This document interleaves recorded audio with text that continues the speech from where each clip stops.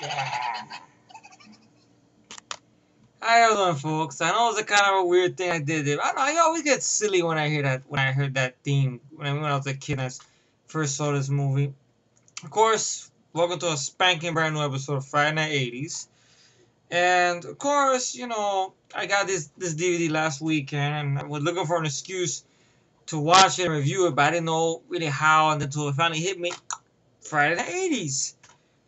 And I'll talk about how I discovered this movie back in, I guess it was late 84, early 85, I believe, because I remember that was the time my mom first bought a VHS, a VCR, and it was in the house.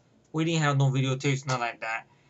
And my uncle came up with the bright idea. He's like, I know friends of mine who rent videos and make copies and keep it to yourself. But you got to keep it quiet though, because it's jail time. Nowadays, everybody did it, so it wasn't like it was a big fucking secret and shit. But with my big mouth, as I was a little kid, I had to tell her hearing things, and opening my mouth, shut up, okay, and stuff. So, my mom rented this movie along with Disney's animated movie, Walt Disney, back in the days, 80s, early 80s, Pinocchio.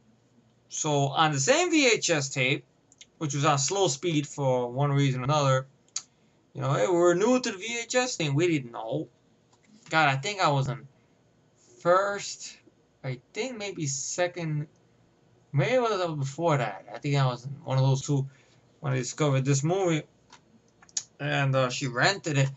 And I had a good time with it. I think I wore out the videotape. That's how much I love the Gremlins a lot. I still love the movie to this day. I think I appreciate it more as an adult. It's 80s all the way. The movie was directed by Joe Dante. Now, Joe Dante, when he got started, I guess his big movie, of course, which I always forget he directed that movie for some reason. I don't know why. Because it's totally different from this movie. That's why. He directed The Howling. Which has the very good werewolf effects by Rob Bottin. I haven't seen it in years. And I don't remember too much about it. For some reason, I watched the second one a lot. I know people go, really? Well, yeah, I did. And then Joe Dante, before that, he had done Piranha, the original Piranha movie, which I have the DVD of. I got from the Bootleg Mafia. I still haven't seen that fucking movie. Because I know if I see it, then I gotta see Piranha 2 The Spawning. I know Matt's laughing. I hear Burt Reynolds laugh. I hear it from here. By the way, great job on the set of reviews once again. I saw them all. They wrapped it up within the week. That Mike and Michael. I'm sorry. Well, he's Mike too, but Michael and Matt did very good stuff, guys. Good job on that all the way and everything like that. It's almost inspirational. Very inspirational stuff. But a good job you did on that, by the way, guys. So that's one of the reasons I haven't seen Piranha, because if I see the first one, then I gotta watch the second one. And it's holding up the balance of the pile real good, Matt. Yeah. But anyway, Joe Dante did that, and of course, this was produced. I take it produced by, of course, Steven Spielberg, who I guess a little bit before Gremlins, he was on top of the world with E.T. and of course Raiders of the Lost Ark and stuff. And he liked the story. And actually, it was written by Chris Columbus. This guy will go on to I believe. Let me look at IMDb again to be sure. I don't want to, fuck myself up here. Okay, I know I got all white there because I have IMDb page in front of me. And like, wow, bright light, bright light. I don't like that. Okay, go to Chris Columbus. I was just looking at it. It got a 7.1 IMDb, so that's good. Chris Columbus, I know these days he's a producer. He really doesn't do any writing anymore. Let me see. He wrote 15 movies, he directed 15 movies. Let me look at the stuff he's written. He wrote Christmas with the Cranks, that was the last movie he did. He did video, I guess he got credit on something called Gremlins, Stripe vs. Gizmo from 2002. Then there was a video game, Gremlins Unleashed. Well, it's just basically character credit. In 1995, I think he wrote the screenplay. I think he also directed this Hugh Grant comedy, with I think Tom Arnold, 9 months, which I never seen. I've seen clips of it. I know it's funny. A John Candy film, Only the Lonely. Of course, he got writing credit for Gremlins 2. They used his characters. And 1988, I believe he directed that movie that was sort of, kind of like based on Elvis. I remember seeing it years ago, but I don't remember too much about it. It's a movie with David Keith actually playing Elvis and stuff. It's a movie called Heartbreak Hotel. In 1986, he did this TV series called Galaxy High School. I wonder if it's a Saturday morning cartoon. Let me look. Sounds familiar. Yes, I think I might used to watch that shit. Wow. Chris Columbus had a hand in that? I didn't know that. Shit. I haven't seen that in years. I remember I used to watch that on Saturday mornings. Fuck me. Sideways. Wow. I didn't know you had a hand in that. That was in 1986. I think it only lasted one season. That's too bad. I used to watch that Saturday morning cartoon. Shit. So, he wrote that. Of course, he was executive producer on Fantastic Four movies. He was a producer on I Love You, Beth Cooper, which I didn't mind that one. I think he was also a director on that too, if I'm not mistaken. Well, after Gremlins, he was the writer behind The Goonies. He worked with Spielberg again. So he's had a good career, mostly on directing, of course. Yes, he directed Percy Jackson and the Olympians, which I never got a chance to see. I Love You, Beth Cooper, which I thought was a decent comedy, you know, not too shabby, with Hayden Panettiere from Heroes. And so I thought it was a time waste for what it had to be. And yes, he was the director of the first two Harry Potter movies. You're a wizard, Harry. No, you're not. I don't give a shit, but I'm not a fan of the movie. But I know there's friends that might not love it. That's cool. And of course, a Robin Williams film, which I thought was too long in the tooth. But he wasn't bad in the role. I just think the movie was just too long. That was by Centennial Man. Kind of a downbeat ending. Then he did that Julia Roberts Sarandon movie, Stepmom. 9 months. Oh, of course, Mrs. Doubtfire. The only thing you be watching is Deep CNN. I always like that. He told the Morgacho in the fish tank. Of course, the Home Alone films, the good ones, the first two movies. And yes, that's right. He directed another 80's classic, which I really want to get in my collection. It's a fun movie, Adventures in Babies. That was Chris Columbus. I don't know if he had a hand in the writing. I don't think he wrote those and stuff. But I think the first two Home Alone films. No, wait a minute. John Hughes had a hand in the writing of those. I think. I'm not sure.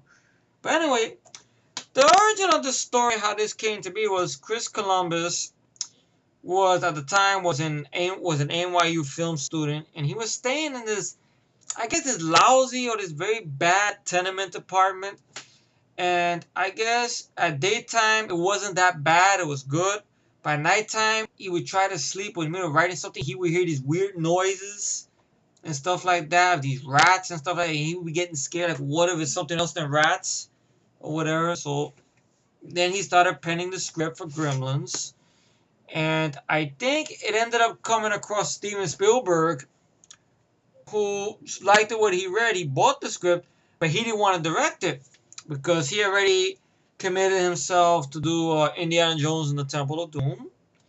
So what happened was someone had told him something about this movie called Piranha, which I think Universal was actually going to sue, I think, Roger Corman because of that, because it was kind of, I don't know, like a spoofing Jaws, where Universal didn't like that. But Spielberg, I think, enjoyed Piranha, and he had told Universal to lay off. Oh, come on, it's harmless movie or whatever. And he liked it, Joe Dante. And Joe Dante at the time really wasn't doing much after The Howling and stuff. So I guess he had sent the script to Joe Dante. Joe Dante wasn't sure about it. So Spielberg said, you should take a look at this and tell what you think. And I like your work, come on. So he was motivated. And I guess he got it done and stuff.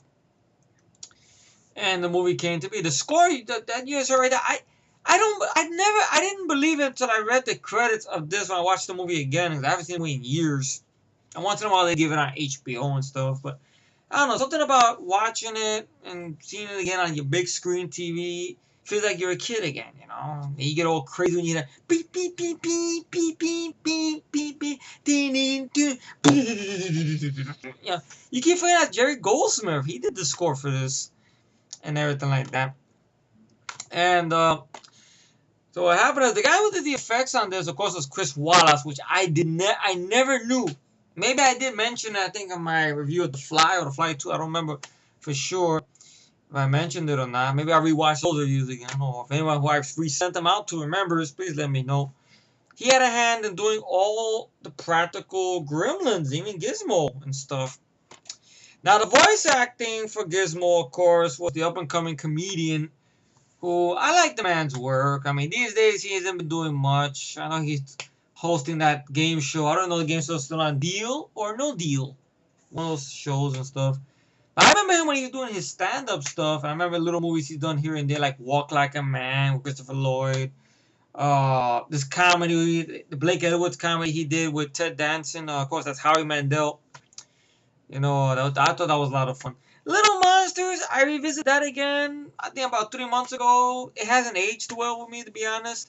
I mean, I appreciate what it was trying to do with it, but just, I don't know, just seemed like at times, you know, I'm like, just something about it just didn't work. I don't know what it is. I mean, when I saw it as a kid, I loved it, but it's one of the movies that didn't age well. This, I'm happy to say, has aged well. Has pretty solid. And one of the other voices that they get here, because he does the voice of Gizmo, Howie Mandel, which I know he shows up on the commentary. And Howie Mandel, I think this helped him get into voicing and stuff like that. Because before this, he had a little stint as playing one of the Muppet Babies, I remember. And then he had this job. And then, of course, later on, he would get the job to do that Saturday morning show, Bobby's World, which is the same voice like this. And very dark like this. And make a wine, kiss my caca. All stuff like that. Look, Kermit, this must be. Must be all that stuff, and I sound weird doing the voices. I should do the whole review like this. I make everyone laugh, so it won't be no funny. Plus, it make my throat hurt. But he got in there, and another guy who did the voice of Stripe, the bad gremlin of the bunch, is Frank Welker. Now, Frank Welker, that name sounds familiar because that's the original Megatron right there. And he also voiced Starscream in the original Transformers G1 cartoons. He's got a long resume and stuff, Frank Welker. I don't know if he's still running around and stuff. So, the movie got on the way. And it became a surprise hit in 1984. And actually, it opened the same weekend as Ghostbusters, the original Ghostbusters film. And everywhere, I think they talk about it on the commentary track, Joe Dante.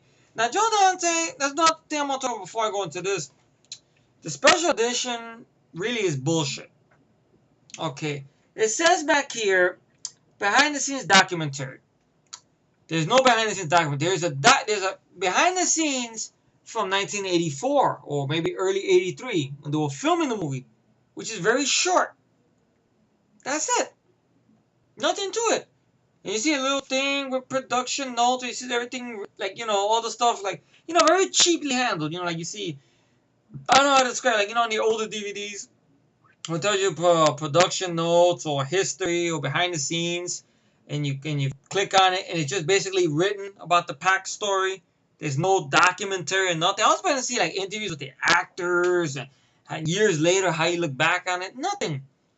The closest thing you get to that is, I know there's 2 commentaries on there. I heard the second one.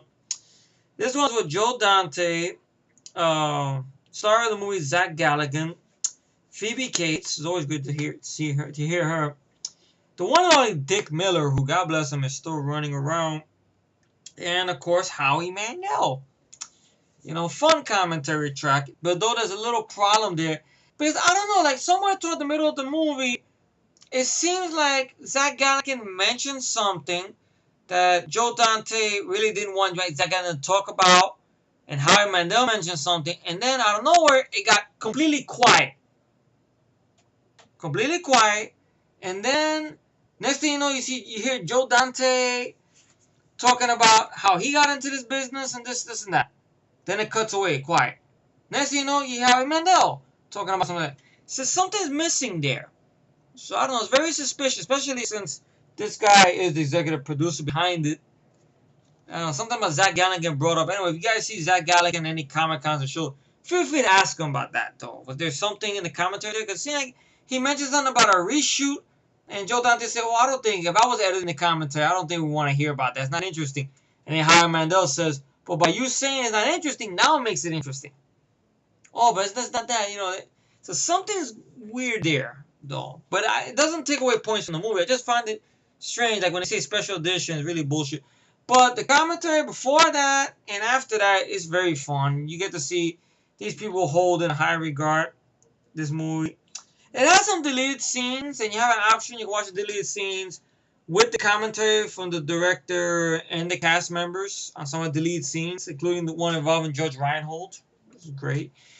But I know people wonder, 19 minutes in this, why you're not going into the film? But who doesn't know about the plot of the movie? Opens up, you got this guy who's a failed inventor, whose name is, I can get to the names, Randall Pelser, played by Hoyt Oxton, who, sad to say, is no longer with us. I know he was a country singer, but he's done a lot of stuff here and there. Like that. Decent actor for what he has to do. Goes into Chinatown, and it's about the movie takes place in Christmas, naturally. And what happens is he's looking for sort of a Christmas present for his son, Billy, played by Zach Galligan. I think this was Zach Galligan's first film. Zach Galligan, of course, after Gremlins, really didn't get that many movie roles. He would go on to be in Waxwork, which is another one I want to review, which I do have a DVD of that somewhere. And Waxwork 2, which is very underrated. He's done a little bit of movies here and there. I mean, sad to say, he didn't go on to do much. But I've seen interviews and stuff with the guy. He seems like a very sweet guy. He talks good, funny stories about this. I know he shows up in I Love the 80's, which is, a VH1 special. That was nice they got him for that. So he shows up there. But basically, he goes into Chinatown and sees this little kid there. This is referred to as Chinese boys. The actor named John Louis, who didn't go on to do much.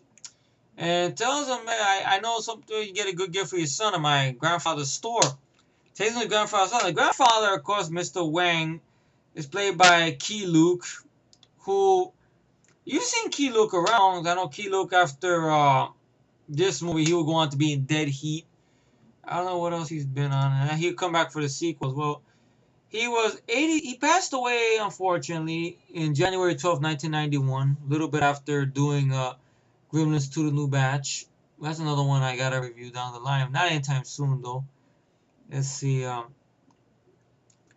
He was in an episode of MacGyver. Of course, he did an episode of Friday the 13th series. Episode of Beauty and the Beast. Episode of Night Court.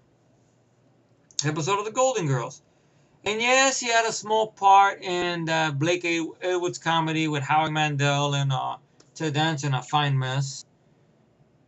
He was also, I think, best known for being Quiet Chang Kane's Sifu, Master Po, in the Kung Fu series. And I believe he also had a cameo, sort of, in Kung Fu, the movie, 1986. So he's pretty much been everywhere. I mean, he was also on an episode of Miami Vice. I was going to say, yeah, a lot of TV stuff. Oh, and even an episode of the A-Team as well. Damn, he's been around. So it's sad to say he's no longer with us. Last movie he did was a movie called Alice in 1990 and stuff. But he basically looks around the store and discovers this little box of this thing of...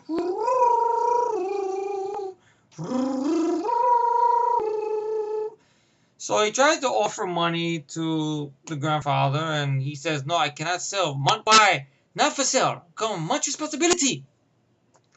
So his grandson, unwillingly, takes it behind his grandfather's back and sells it. And everything like that. And then the movie starts, and you get to, see this great way this town is introduced. Let's see, I don't know where it's filmed at exactly. I forgot. Shit. Oh yeah, town of Kingston Falls. Very beautiful. I like the way it starts with the, and I always forget there's a holiday movie. I don't know why and stuff. Yeah, like Christmas and after the beautiful. I know I should have read this in the holidays. It serves me right, but hey, it's the holidays. So all this stuff. So you get Corey Feldman, which I guess it was around the same time. You could say Corey Feldman was making his start, make his start, because in the same year he would go on to do Friday 13 Part 4. Granted, he had a bigger role there, but he's there for what he has to do. He basically plays the next door neighbor and sort of friend of Billy, Pete. And I think in the original script, I know Zach Galligan brings this up, and it's a funny, weird thing that the character Billy was actually supposed to be in the script, I think 13 or 12 years old and stuff like that. But for some reason or another, I guess Spielberg wanted, no, he's got to be a little older. 14? No, a little older. So the character is actually 18, 19. So it's kind of strange. His friend next door is this kid who's 10 or 11 years old. And Zach Galligan brings up, what kind of weird outcast am I? And stuff. So, he brings that to attention. And, we're introduced to Billy. We see he's late for work. He's trying to get his fucking car started. We're introduced to one of his name, Mr. Futterman, played by the great Dick Miller, who we've seen in a lot of movies. I think Joe Dante will use him. Oh yeah, Joe Dante also directed The Burbs, which that's another fun movie with Tom Hanks. Rick Dukeman rubbed me the wrong way at times, but I guess that's the whole point of the movie. But I gotta review that someday. I mean, it's not a bad film, I don't say this is my favorite, but still, it's not a bad movie. I want to say, did Joe Dante have a hand in doing Inner Space? I always wondered that. I think he did. Oh yeah, he did. Yeah, he did. And also Small Soldiers, which has kind of an ode to this movie in a way. That's another one I remember. I saw that on the big screen, but I'll be another day. So we see he's late for work. He's starting to start up his mother. He bumps into Mr. Futterman. He's talking about Kentucky Harvester. And Billy just runs off. And you see, actually, when they filmed it, some of the summer was outside, but it was like, of course, in the summer. So you don't see smoke coming out too much from people's mouths, or especially if it's Zach Galligan's mouth. He makes it the way he works as this bank teller at this bank. His boss is kind of an asshole. I know there's a deleted scene to show how much of an asshole he is. Let's see. Joe Dante directed an episode of Hawaii Five-0. Wow, the new Hawaii Five-0. Oh, look, some TV series short course splatter. Well, anyway, you know why I smile. I doubt if it's that type of splatter. If it is, I need to get a lawyer. But let's see. What was the character? Yes, his boss is Mr. Anderson, and I believe his kiss up was with him is actually Judge Reinhold. Judge Reinhold was up and coming at this time because he had just finished doing Fast Times at Ridgemont High. Once again, this is 84. I guess, I don't know if it came out before this or after this. Maybe after this, we go on to be in Beverly Hills Cop. So that was a big hit. Unlike, as well as this film. When this movie came under the radar, nobody was expecting this movie and all like that. And everything. So we see he works there. And, what the fuck is the character's name? Judge Reinhold plays. Gerald Hopkins. Gerald, really Judge Reinhold playing an asshole, basically, and everything like that. He makes it to work late.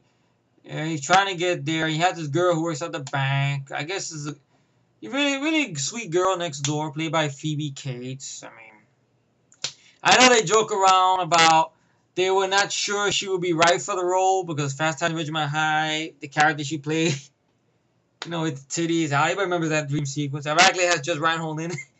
You see the titties out and stuff. And plus, she had done Private School, that sex comedy. Matthew Modine, ironically. That's a movie I would love to get in my collection and review.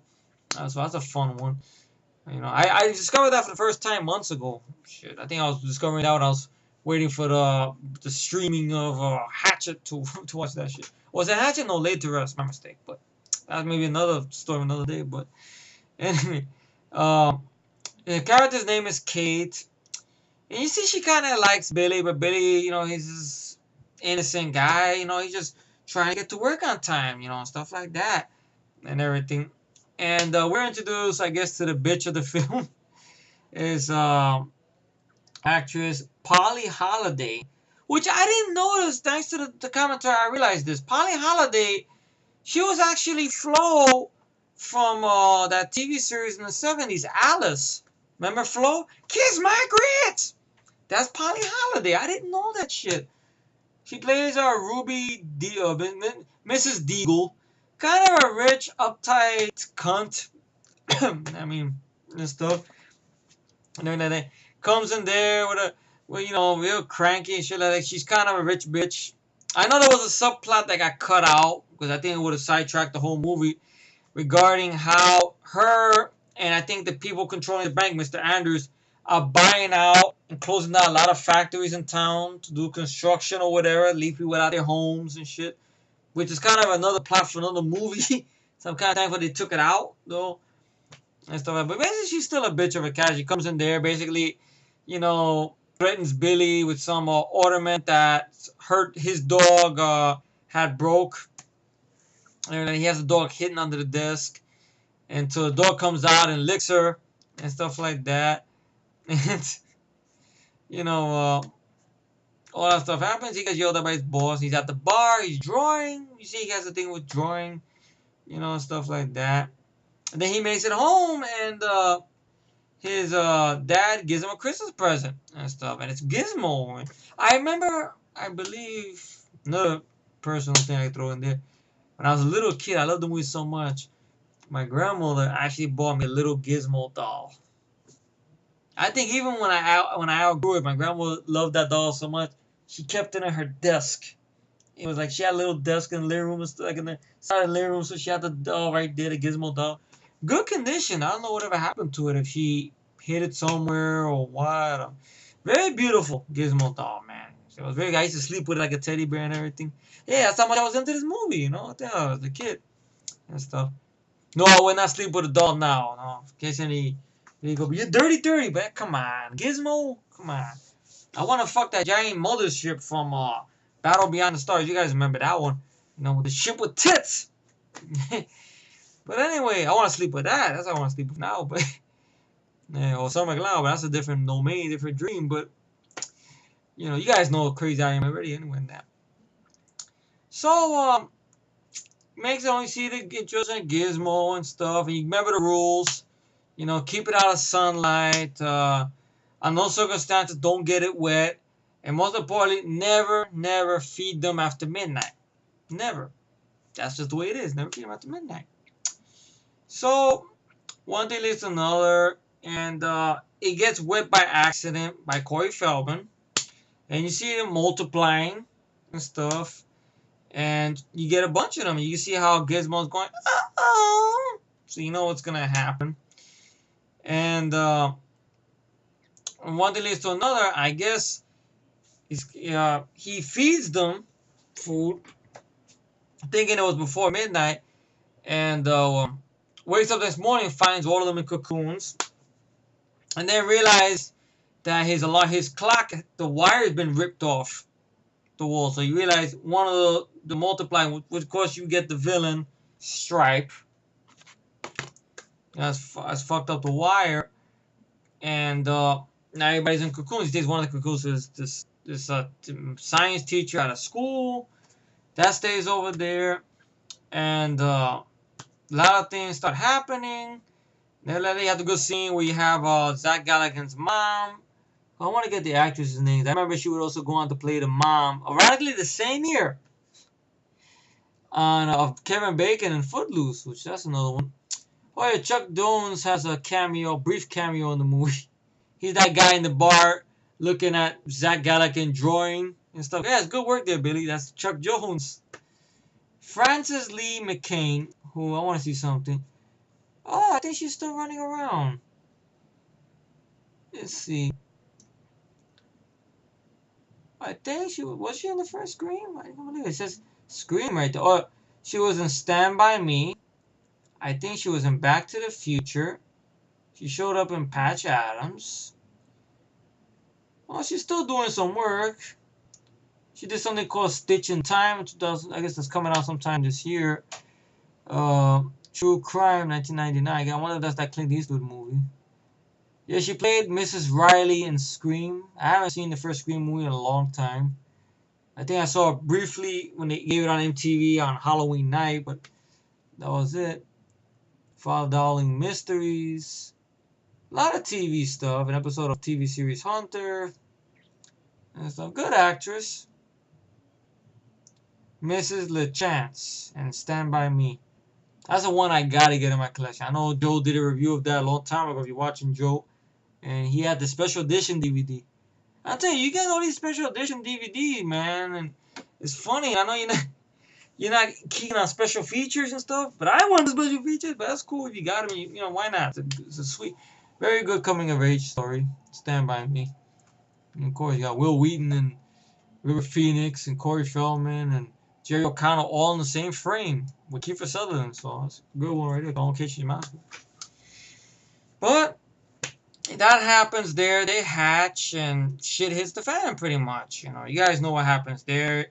You know, you have that good moment where you have Frances Lee McCain, Billy's mom in the kitchen. You know, the gremlins try to attack her. She stabs one. One of them she puts into that blender thing. You see pieces of it everywhere.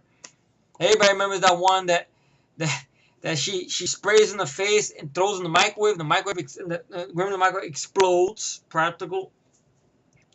Then there's ones that hide in the Christmas tree and attack her and everything like that. A lot of good stuff, man. You know, and then Zach Galligan follows Stripe to a YMCA where he attacks him and then jumps in the pool, and then you have a shitload of them. And that's when the chaos really starts. I think in the original script, with Chris Columbus' script, it was actually more of a violent horror movie more. Like, I think in the script, from what I hear on the commentary, Zach Galligan's mom in the film, Billy's mom in the film, actually gets decapitated, killed by the gremlins and stuff. Even the Futtermans, that scene where, you know, they put that Kentucky harvester through his house, you know, it seemed like in the script they died, but Joe Dante didn't like that idea. So if you listen real good, you hear on the radios, they're going to the hospital to the Futtermans. So you realize they live. But I never knew that. I thought they would die. Like, oh, God. And I was always so surprised to see them in Gremlins 2, which was, in Gremlins 2, Dick Miller had a little more to do, but it was fun to see him there. He participated more in the film, but that was great. And stuff, along with Mrs. Futterman, who was played by, I know both of them. Let's see. Where is her at? Shit. Celia Futterman, played by Jackie Joseph. I think both of them had worked together on the original black and white classic Little Shop of Horrors, which I did see on Halloween night. I thought it was a fun time waster. You know, it's a different movie than the remake is, you know, but still time waster for what it is. Early Jack Nicholson, you know, and stuff. Dick Miller was good in it. So was Jackie Joseph as well and everything. But you know, a lot of fun. You know, Phoebe Cates, she works at the bar, and all the gremlins all over the bar with that Michael Stamboli music. The madness was there. I always remember that tribute Mike did to that. A little funny thing. Get that on my video! Like Timothy Oliphant style. It was funny. I love that shit. And stuff. A lot of fun. So you see one gremlin flashing, one gremlin with the leg socks, like flash that. Like, they knew what they made. A lot of fun. Then she takes the Polaroid and starts shooting at the bright light and stuff. Then Zach Galligan comes, gets them out of there. And stuff. You got Corey Feldman there. You know, he's fucking up some gremlins with his slingshot. He cuts the lights to make one of them fly out and stuff. All right, Corey Feldman's kicking some ass. Ironically, he kicked a little bit of gremlin ass, and he fucks up Jason the same year. So, hey, rock star right there, man. Then the following year, he'll be in the Goonies. So hell, you know, he was coming up in the world, man, and stuff. Then Stand By Me. Then of course the Flawless Boys License to Drive. I know I get sidetracked into this. I'm going too long into this. All that goes on and stuff. And then we get that scene where they're locked up, I guess, in the bank. And I know there was a deleted scene there. That they discovered Judge Reinhold's character is actually hiding in the safe where he's a bit crazy and stuff. He goes, "Wow, let me out, let you out of here. I'm the boss man now. That's it. Yeah, that's it." And he gets real cuckoo.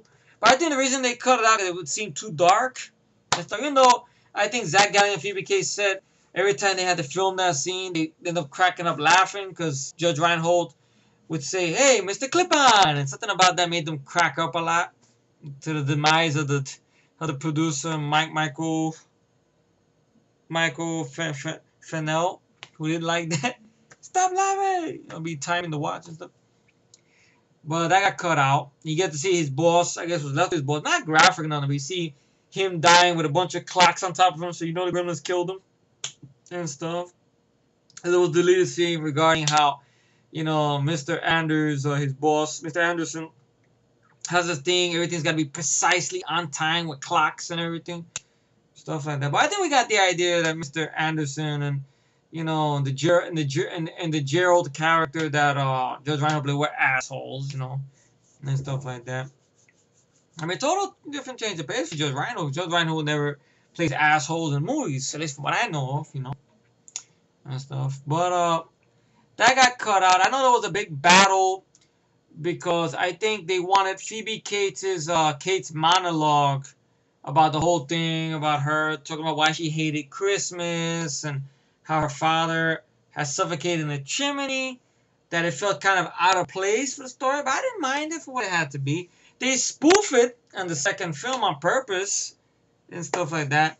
So Joe Dante wanted that in there. I think he had to battle with the studio a little bit about it. Spielberg did come to his aid at times. Sometimes, like when he had little troubles, stuff like that, Spielberg would help him out sometimes. But like some things Spielberg wanted to do, Joe Dante did on his own without Spielberg knowing. Like the kissing scene between Billy and Kate, Zach Galligan and Phoebe Cates.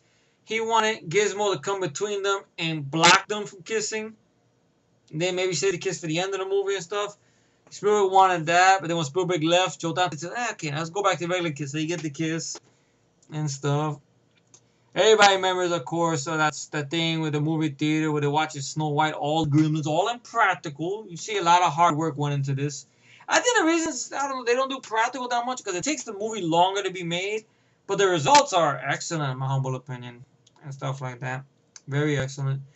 And, of course, they blow up the theater, leaving one Gremlin behind, of course, the Stripe, the baddest one of them all. And he's at the department store. I always love the scene, along with a lot of scenes in the movie, where Zach Galligan comes out of nowhere. He has the bat. He gives Gizmo to Phoebe Cates, and he goes after Stripe.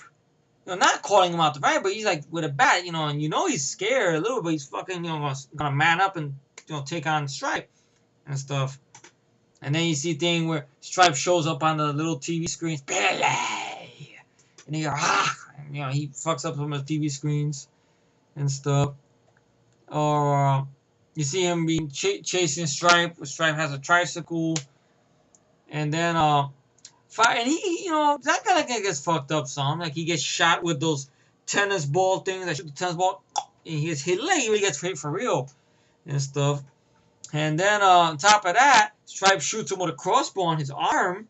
I think this movie, along with Temple of Doom, which came out the same year, was the reason why PG-13 exists, because of a little bit of stuff there.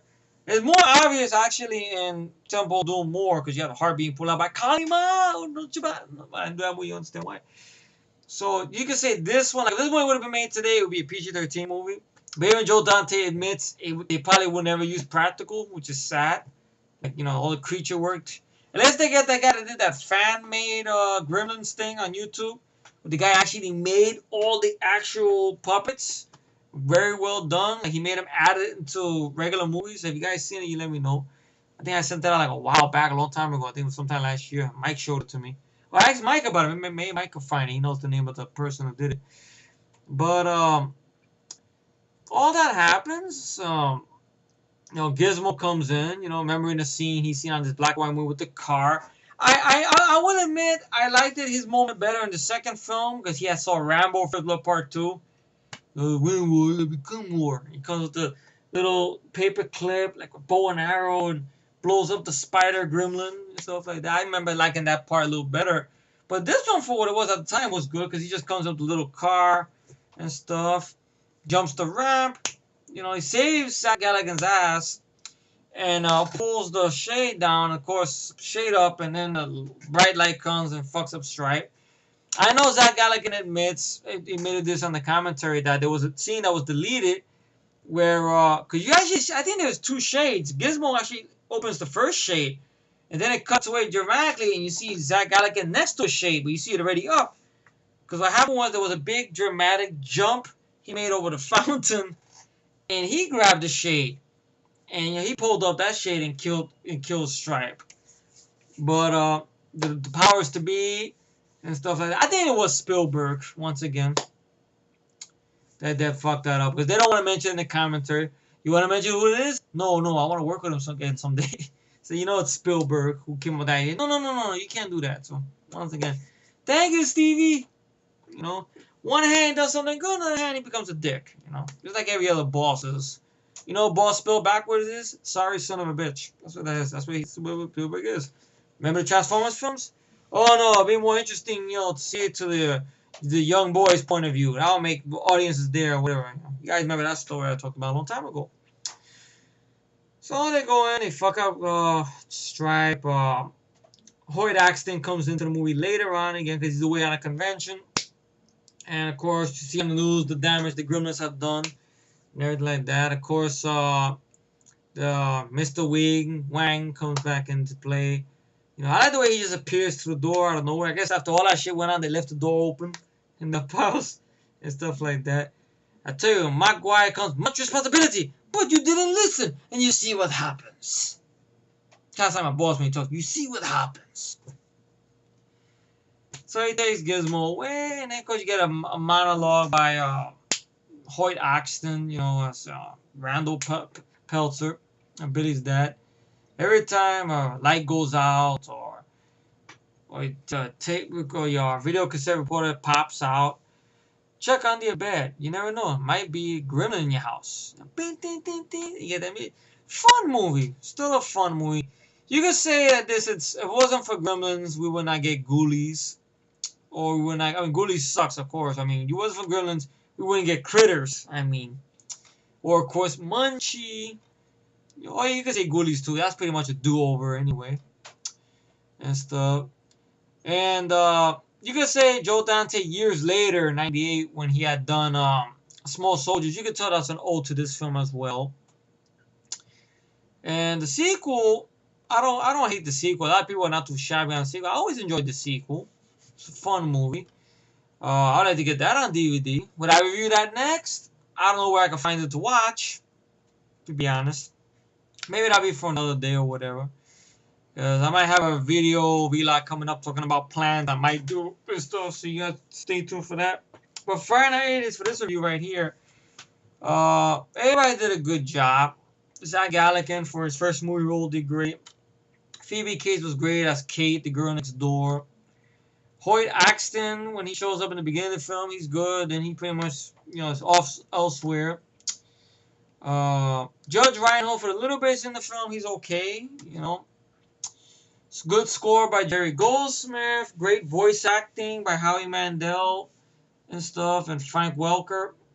Ironically, also, one of the other voices, I think, who showed up as one of the Gremlins, which I didn't even notice I saw the end credits, is Michael Winslow. That's right, Jones himself, you know, from Police Academy movies, which ironically came out the same year. So you see, a lot of people got started with this movie and then go on to other projects within the same year. Except Zach Galligan. I know Zach Galligan didn't go on to do much until a little bit later on with Waxwork, which is another one I got to review in the future. But this movie is still a classic. I just think the title Special Edition really is not worth shit because there's no documentaries. It's a feature from back in the day. The second commentary with the cast is fun commentary, very funny backstories and stuff. Seems like they hold this movie in high regard and stuff. It's just that one part of the commentary on the second one there with the cast and with the director, it seems like it's been edited. Like it's something that was talked about and it's disappeared. So a little too shady there and stuff. But Joe Dante, you see in the behind the scenes feature there, he seemed like a nice guy. Like he knew, what kind of movie he made and stuff. He was thankful to get this opportunity by Spielberg. Granted, on the other hand, it was nice that Spielberg gave Joe Dante a shot at doing a movie like this. Now, I know, of course, the following year he would give another shot to Robert Zemeckis for Back to the Future and stuff. And then, so he was helping out people here and there. But that was a double-edged sword because you had to do what the fuck he said. Even though it sounded stupid or shitty. And if you don't do it, he's Spielberg. He'll smack you in the face with his dick and tell you to get the fuck out. Or hit you with a whip or something from Indy or whatever. But the movie is a classic. I don't know what to say about it. I can't find anything really wrong with it. Just that thing with the DVD, to be honest. But the movie itself is still a good movie. A lot of fun. Everybody does a great job. It makes you feel like a kid again watching this again. Holds a soft spot in my heart as well. Remind me of a simpler time in my life as well. And proud to own it on DVD. I just wish it would actually have a retrospective, but not even that, Maybe the Blu-ray when the bit has it, if it does have that on Blu-ray. But rating for this is 10 out of 10, So thank you all for watching. Another episode of Friday Night 80's, the Gremlins, of course. 80's classic, of course, so it goes hand in hand. 10 out of 10 is the rating for it, and you all enjoy the start of your weekend, and thank you all for tuning in.